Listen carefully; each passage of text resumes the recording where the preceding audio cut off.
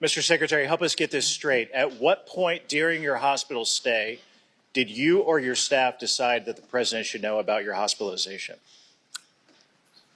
As I understand it, my chief of staff contacted the National Security Advisor and advised him that I'd been hospitalized on the 4th of January. At what point during your stay was the 4th of January? I'm sorry, I didn't hear you. How long into your stay was that? Well, as we've pointed out, as it's been pointed out earlier, I was admitted to the hospital after you were on the 1st hospitalized? of January. Right. Okay. Yes or no, did you tell your staff not to inform the president, anyone on your staff? I never told anyone not to inform the president, the White House, or anyone else about my hospitalization. Okay, so the 30-day review summary lays a lot of blame at the feet of your staff. It seems that would appear, correct? For the breakdown in the process? You've told us that you are responsible, but the 30-day review seems to blame your staff.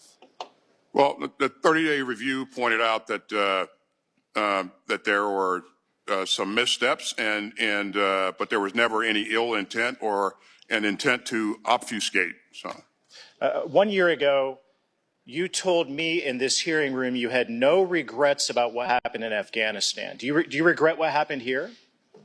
I've said that we didn't get this right, Congressman, and we put measures in place to ensure that the notification process is improved going forward. Mr. Secretary, who will be held accountable? The transfer of authority was who will be held accountable for this? This embarrassment. Again, I take full responsibility, and we put measures in place to address the shortcomings. Are you surprised the president didn't call for your resignation?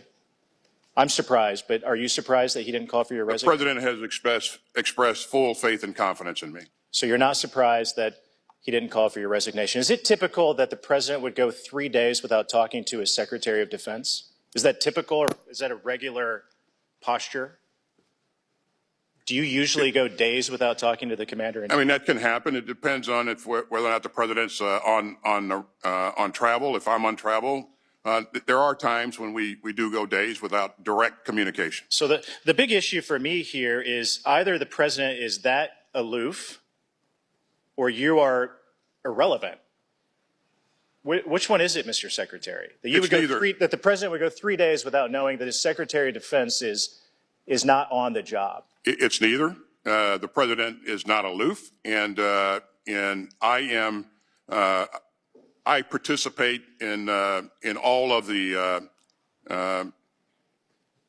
Let me ask you this.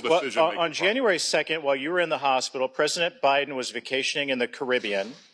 Your deputy, who the president didn't even know had operational control, was on a beach in Puerto Rico. What kind of message does that send to our adversaries?